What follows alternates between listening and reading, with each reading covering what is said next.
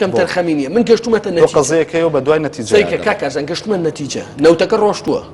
700,000ەکە ڕۆشتووە ئیتفاقیشم لە بەلای 525 بەڵام پارەکە دیار نییە پارەکە دیار نییە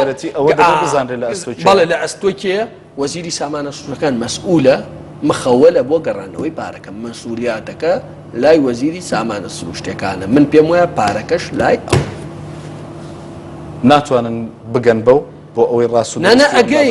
ئەگەی کاکە من وەڵامێکی وازەحتان وەزیرە ئەوەیە ئەوەنە ڕقەمی وتووە هەمووی هەڵە بووە ئەوەنە ڕقەمی وتووە هەمووی ناڕاستەوە تااقەتەوەی نەماوە من ئێستا بەڵگەنامەی خۆی بۆێرم پار ئەم وەختانە وتێتی بەبێ کەرکوو کە 300,000 ئاستی نەوتی هەرێمی کوردستان لەم کاتا ئەگاتە 1 ملیۆن بەرمیل کەواتە 1,300,000 من چاڕی 1,300,000 مامەڵە 300 چی لە جارم داوا بە بەندەری جەیان هین ڕقەمەکانی باجی لەسەر نییە وەزیری دارایی حسابێکی بانکی بۆ کرایەوانێ ئەو کات بە ڕێگە پێدانی سەرۆکی حکوومەتی هەرێمی کوردستان ئەو پارەیە هیچی لێ چۆتە سەر ئەو حسابە بە عەرزی برای خۆم بکەم وەزیری داراییش حسابێکی وە نەکراوەتەوە پێشتر حسابێکە بوو هی حکوومەتی هەرێمی کوردستان و لە حالک بانک بوو مخەوەل بۆ گەڕانەوەی ئەم پارە وەزیری سامانە سروشتەکان بوو بەڵام لە ماوەی ڕابردووە مخەولەکە کرا بە وەزیری دارایی بۆ معلوماتی تۆ بۆ معلوماتی بینەران بە درێژایی 2015 ئەم ڕقم حسابە $1 تێنەچوە تا ئێستش ئەوەی هەیە پێم وابێ 15 ملیۆن دلاری 2014 تێما 15 ملیۆن دلار بۆ موچام عقدەی کە کراوە پارەکەی دەبێ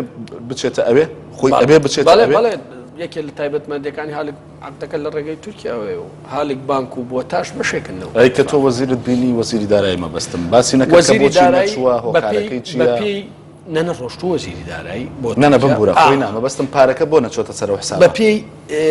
دوامین بڕیاری بەڕێ سەرۆکی حکوومەت قەرار بوو لە یەکیدا ئەم ژمارە حسابێت تەفعیل و چالاک بکرێ و پارەی تێبچێت وەزیری سامانە سروشتەکەوتی و نازەم کێشەی کۆمپانیەکانی نەوتە کۆمەڵە ئیجراعاتی خۆیانیانەیە 3 هەفتانوێت تا ئیشەکە تەواوەکەن 3 هەفتەکەش ئێستا هەفتەیەکی تەواو بۆ دوانی ما بەڵام کێشەکە ئەوە نییە مەسەن لای من هیچ مهم نییە ئەم 408 ملیۆن دلار لە هاالک بانک بێت یا لە بانکی کوردستان بێت گرنگ ئەوەیە ئەم عقدە تەنفیز کرێت 850 ملیۆن دلارەکە خۆ لە نەتیجا ئەوەی هاالک بانکیش هەر وەزیری سامانە سروشتەکان پارەکەی تێکا خوازیان کێ تێکا هەر وەزیری سامانە سروشتەکان تێکا واتە ئەو حسابەکە دەخاتە سەر هەر ئەو پارەکە نەک ئەوەی وەزیری دارایی خۆی ڕێک بڕوا لە کۆمپانیای یەکەمەوە کە نەوتەکەی کردووە پارەکە وەرگێت شتوان نییە با خەڵک کوردستانیش لایەن ڕوون بێت گۆڕانی زۆر دڵی خۆش نەبێت کۆنتڕۆلی پارەی هەمووی نەوتی بۆری دەست لە دەسایە تۆ نەیزانیوە ئێستا